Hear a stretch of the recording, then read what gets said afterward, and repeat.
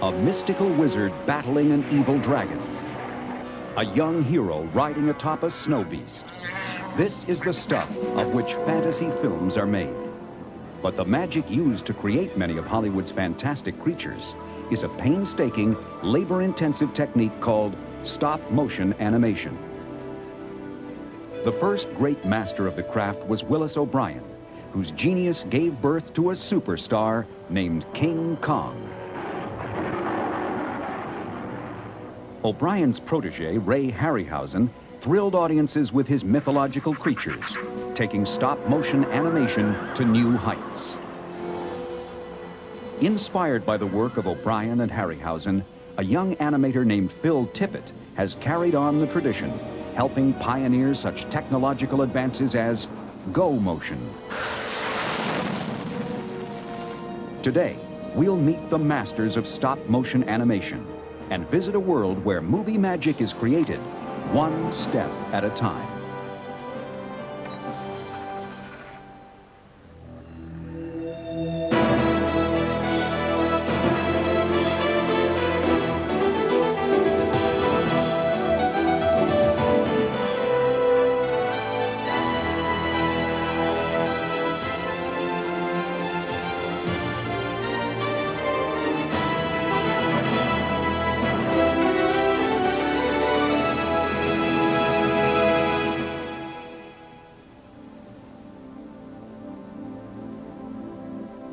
You can't have any distractions, any noise. You can't be talking to anybody. You have to really concentrate on all the various joints. And if you were shooting a 150 frame shot, which is about 6 seconds long, that could take sometimes 6, 7, 8, 10, 12 hours, depending upon how complicated the scene was. Stop-motion animator Phil Tippett has brought some of Hollywood's most unusual characters to life for movies like Coneheads, the RoboCop films, and Return of the Jedi, for which he received an Academy Award. Stop-motion animation is the technique of photographing miniature puppets in a series of still frames. When projected at the standard film speed of 24 frames per second, persistence of vision takes over, and the puppet appears to take on a life of its own. For the animator, it is an intensive process. The puppet's body and limbs are moved in very small increments, and then a single frame of film is exposed to record the image. With absolute concentration, to ensure that all the joints are moving in the desired direction with the desired momentum, the animator repeats the process for each frame. I found that after finishing a shot, you're so focused on this particular thing, you step out, you finish your shot, and download the camera, and come on, you got to drive home. You got to wake up now. Stop-motion animation actually dates back to the earliest days of film. In 1909, director J. Stuart Blackton animated matches, cigarettes, and other smoking paraphernalia in the short comedy Princess Nicotine. But a young man from Oakland, California, named Willis O'Brien, would soon elevate stop-motion animation from a film gimmick to a mainstay of American cinema. O'Brien made his first film in 1915. It took him 2 months to complete the 5-minute melodrama, The Dinosaur and the Missing Link. O'Brien would later refer to this ape man as King Kong's ancestor. He was one of the pioneers of stop motion. He was the first one to really apply it to something spectacular. O'Brien's first full-length feature, The Lost World, was indeed spectacular. The amazing sight of realistically moving dinosaurs astounded audiences and made it 1925's box office phenomenon. Inside each dinosaur puppet was a steel skeletal armature consisting of about 100 joints. O'Brien designed the armatures himself and hired a talented young artist named Marcel Delgado to construct the movie's 50 creatures. In some of the scenes, they have a stampede where the jungle's afire and the dinosaurs are fleeing, and he's got most of them in some of those. In 1930, O'Brien began to work on an RKO Pictures film entitled Creation. In a test reel, he debuted the results of a new system for integrating his miniature figures with live-action photography. This rear projection system allowed O'Brien to project previously shot live-action film 1 frame at a time and then rephotograph it off a screen incorporated into the miniature set. Additional background scenery could be painted on 1 or more panes of glass on the camera side of the screen and made to blend in with the rear projected image and foreground miniatures. With minor variations, O'Brien was to use this system for the rest of his career. In 1931, RKO abruptly pulled the plug on creation, but producer Marion C. Cooper, impressed by the test reel, hired O'Brien to supervise special effects on a movie about a giant ape, tentatively entitled The Eighth Wonder. At first, the idea was to make him sort of a half man and half ape. It came out very badly. A second, more simian version of the leading character was also rejected by Cooper. But the third try, completely devoid of human features, was approved. The creature and the movie also received a new name, King Kong.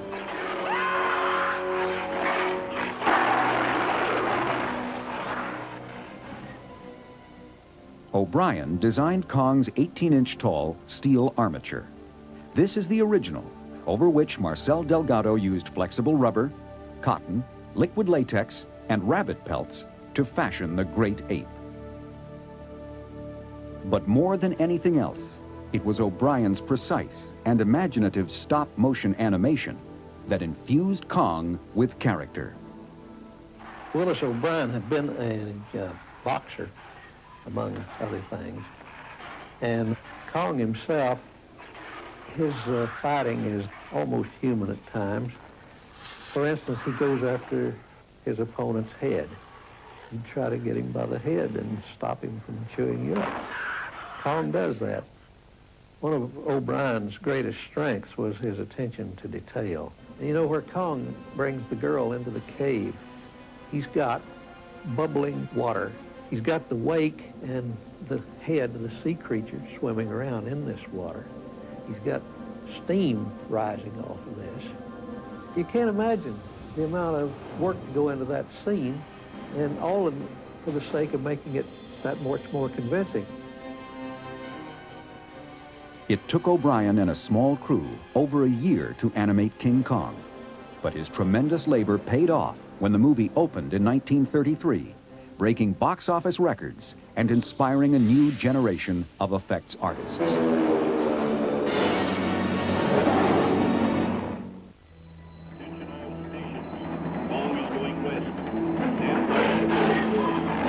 While King Kong inspired many future filmmakers, perhaps no one was more affected than 13-year-old Ray Harryhausen. The film struck a note in me that I just couldn't get it out of my mind. I didn't know how it was done at the time.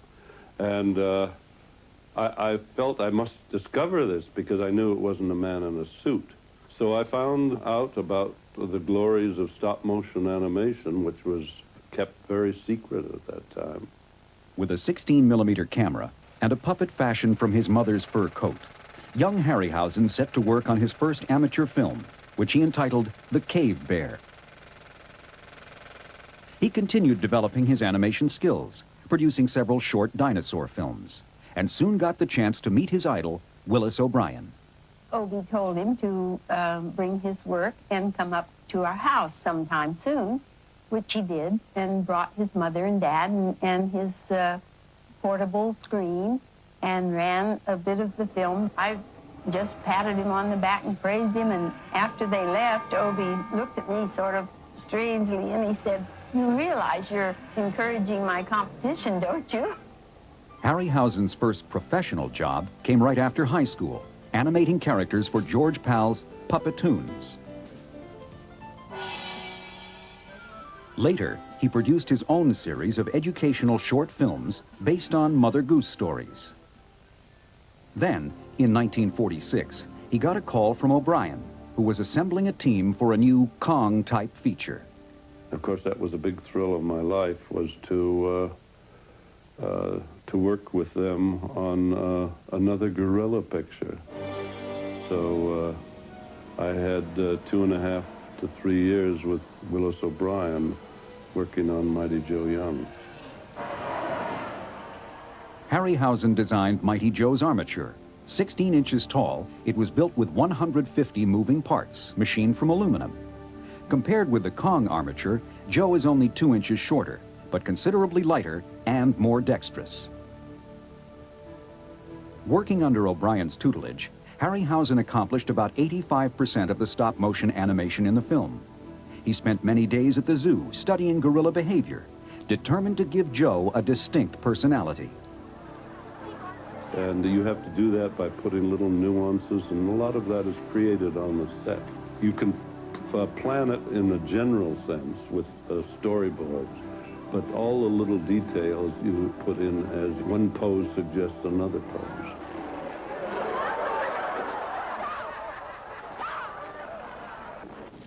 While never equaling King Kong in popularity, Mighty Joe Young is considered by many to be technically superior. And in 1949, Willis O'Brien's work on the film was recognized with an Academy Award. For Ray Harryhausen, Mighty Joe Young was just the beginning. In a collaboration that spanned 4 decades, he and producer Charles Schneer brought ancient mythology to life. Jason and his band of Argonauts, the mightiest warriors the world of adventure has ever known, in search of the fabulous magic Golden Fleece. Harryhausen gave stop-motion animation a popular mystique when he coined the term dynamation. Audiences were enthralled with his incredible creatures, unaware of the almost superhuman effort that went into bringing them to life. Kill them all! For the climax of Jason and the Argonauts, Harryhausen animated 7 sword-wielding skeletons in one of the most complex stop-motion sequences ever. He was able to average only 13 frames a day, taking 4.5 months to complete this scene. One of Harryhausen's favorite characters is Medusa, who appears in Clash of the Titans. For each frame, he had to manipulate and keep track of the more than 200 joints in her head and body.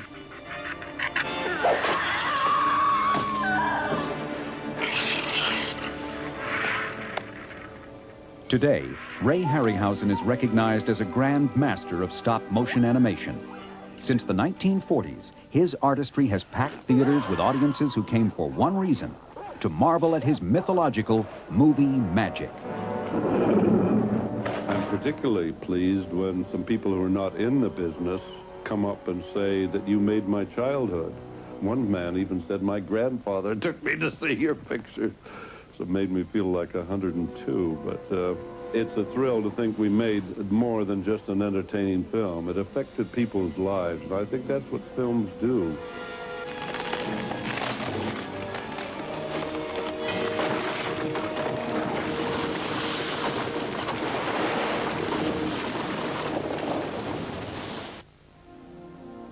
Right now, this character's got to walk into the scene and actually start eating these apples off the tree, and then exit the scene.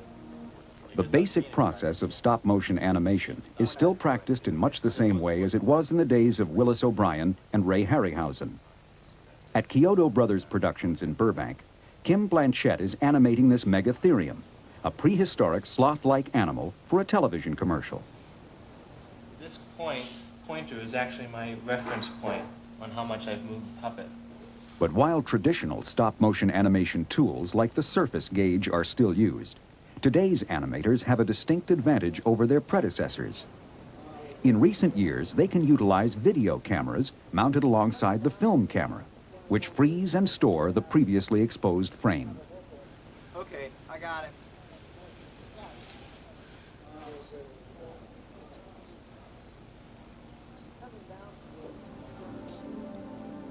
After 410 exposed frames, the animation sequence is ready for review. While taking Kim several days to complete, this 16-second film clip is considered a first attempt. Kim and animation director Steve Kyoto will now begin to fine-tune the creature's movements. So what the director wants to do, the eating is fine, the walking out is fine, everything's fine. They just want to work on the entrance, the style of the walking. They think he walks a little too light-footed. His claws are so big that they want the feet to bend a little bit. inward, so he's walking on the inside, the outside of his feet, and then drag the feet as much as you can to make them look heavy. After making sure he has the right moves with his own body, Blanchett is ready to animate the entire sequence again. Frame by frame, he infuses the Megatherium with the desired gait and personality.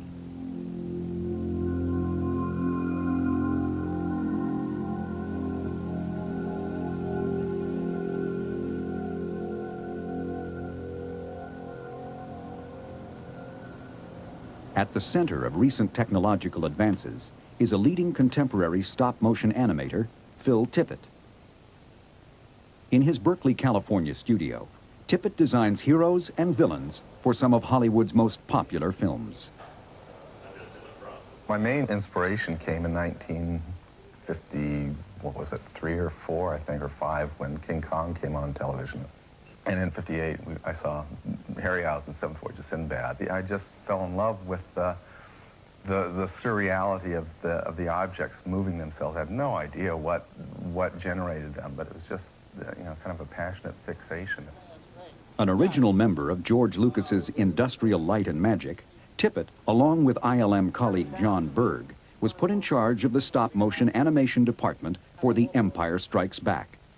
Their first challenge was to design and animate the giant Imperial walkers. The story called for the walkers to march across a snowy plain. The snow was simulated on the miniature set by baking soda. That could be a big problem, particularly if you had a cold and were sneezing, because it had a tendency to, you know, blow your set away, or if you made the wrong kind of move, or if you forgot what you were doing and put your elbow down, your elbow would disturb the set. We had made like little trap doors that we could crawl into the set and open up the trap doors that had perfect feathered edges on them, and we'd get up and animate the puppets and close the, you know, trap doors back down, and they'd take a frame of film and open up the trap doors and animate the puppets. The imposing walkers were animated in extremely minute increments in order to give them a slow, lumbering gait. At the opposite end of the movement spectrum were the fleet-footed snow beasts called tauntauns. And we shot a great deal of reference footage of horses, you know, looking at the characteristics. What I'll tend to do on any given character is begin to build up a book of notes that can be pretty extensive. And then once it comes down to initiating the performance or actually doing the animation, take that book and drop it in the trash and then just get on with the business of animating the thing. Because the tauntauns had to move quickly, the effects team wanted to replicate the motion blur seen in live-action photography of fast-moving objects. For example, in looking at footage of a dog running, the dog will appear blurred in each individual frame. With traditional stop-motion animation, the moving object maintains clearly defined edges in each frame of film. The absence of motion blur results in the slight strobing effect characteristic of stop motion. For the tauntaun shots, the puppet was moved slightly along a motion control track with each opening of the camera shutter. This first use of motion blur involved only forward momentum, but Tippett's next project, Dragon Slayer, brought motion blur to all the creature's movements. While Tippett designed the dragon itself, engineer Stuart Ziff built a complex motion control system he called the Dragon Mover. Ziff's invention consisted of 6 motor-driven rods, 1 for each leg, 1 to move the body, and 1 to control the head and neck. Tippett's animation of the dragon was programmed into a computer which controlled the system. The process successfully added motion blur to all the creature's movements and gave rise to a new term, go motion. There was an additional benefit to having all the complex moves of an animation sequence stored in the computer. The development of this go motion process, and that began on Empire, really allowed us to start thinking about refining the performance. You wouldn't really bother ever shooting a final shot until you had the entire performance worked out. The result was the most horrifyingly believable dragon ever to strafe the screen.